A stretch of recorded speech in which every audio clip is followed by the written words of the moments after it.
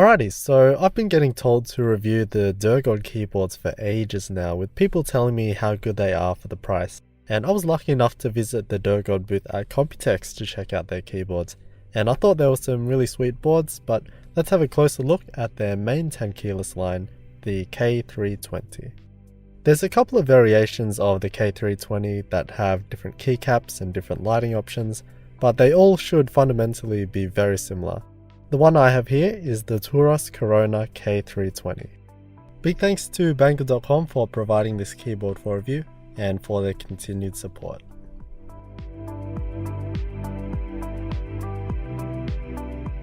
First impressions in the hands feels great. There's minimal flex with that internal steel plate, and it's packing that classic mechanical keyboard heft at just over 900 grams. One of the things that people love about these boards are the aesthetics, and I'm on the same page. For those who are usual watchers, you know that I like the clean and simple aesthetic, and it's just more adaptable and can fit into any setup. Although kind of like the Varmilo keyboards, it's not a complete high profile design, as there is a considerable gap between the case and the keycaps. But it isn't a floating key design either.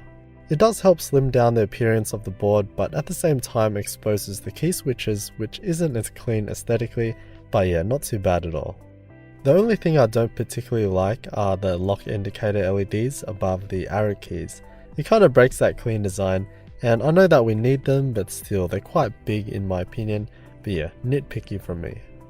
On the bottom there's a couple of rubber feet for non-slip, and there's 2-stage flip-up feet that are also nicely rubber tipped. There's the USB Type-C port, which is good to see, and the included cables we got in the box are specially designed to fit in the channel, making a really nice snug fit. The keycaps are where this keyboard really does shine for me. For the grey keyboard we have a light and dark grey colorway which looks nice, but this of course is a backlit keyboard and they have some of the best backlit keycaps on the market.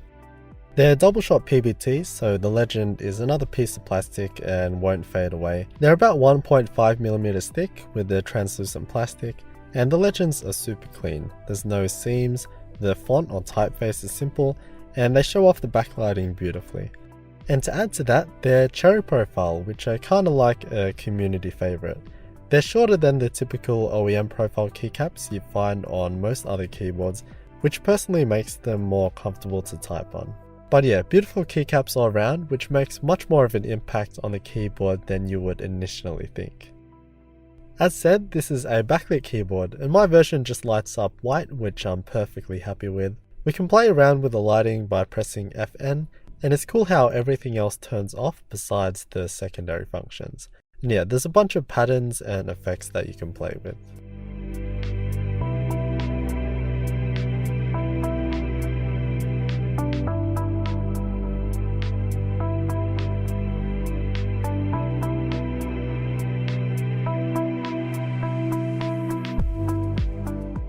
We can further customize things with the Zeus engine software. The lighting is essentially the same thing with the different effects and such. In the performance section, we can disable a few keys and combos which may interrupt your gaming session. And in the customize section, we can customize each key to do pretty much whatever. But for the most part, you don't want to be messing with much on the default profile, as you probably want to use those keys for their intended purpose. So that's why you have to make a secondary profile. And then assign a key that you don't use often to switch profiles, because from what I can see, there's no function on the keyboard itself to change between said profiles. Otherwise you would have to do that on the software, which is pretty annoying. And then in the macro section we can record whatever key sequence we want, and you can play around with the delays and such, and then you'd go back to the customization area to assign the macro to a key. So yeah, pretty simple overall. It's much like most other keyboard softwares, but yeah, it works, it's clean, and easy enough to use, so all good in my eyes. Underneath the caps, I have the delicate Cherry MX Silent Reds, which are light leaning switches, so there's no click or bump and are dampened. This does also come in the other Cherry MX variants, and the silent switches are usually more expensive, but it's awesome to see that it is an option.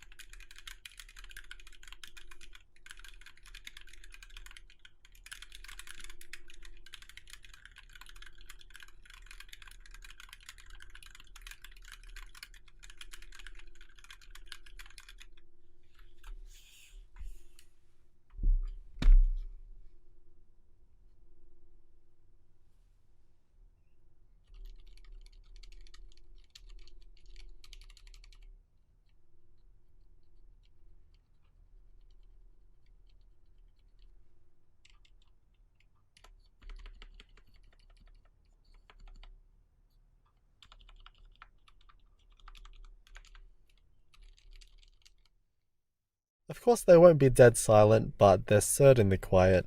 In short, the stems have dampeners, which in turn dampen the bottom and top out sounds, making them way more quiet than the traditional mech. But they don't feel sharp and can be perceived as a tiny bit mushy because it is dampened. I personally love silent switches, and they are more appropriate for sound sensitive environments. But what makes me happy is that the stabilized keys are not rattly. One of the worst things I've come across in mechanical keyboards are boards with silent switches but rattly stabs, because it completely defeats the purpose. But as you can see, these guys generously lube these stabs up.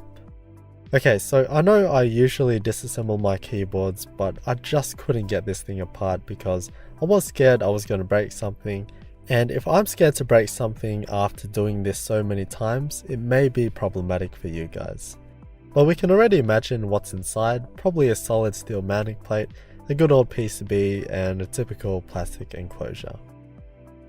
Alright, so overall, much of what many have said is true. They really are just good solid mechanical keyboards for a modest price. They're not in the low budget range, with their prices competing with the likes of Ducky, maybe a bit lower, and it competes on every other level as well. The build is good, much like Ducky's again, with the plastic enclosure and internal steel plate. The keycaps do set it apart though, and are some of the best backlit keycaps I've come across. Clean font with no seams, PBT plastic, decent thickness, and cherry profile, which I love. They're also very accessible, being available from a bunch of Chinese web stores, and of course I got mine from Banggood.com, so big thanks to them, and I'll chuck the links in the description if you want to check it out. Again, there's a few variations with the keycaps and lighting, and there's the full-size K310 if you need the numpad. But yeah, I'm glad that this sort of stuff is getting attention because it has a lot of what I like in a mechanical keyboard.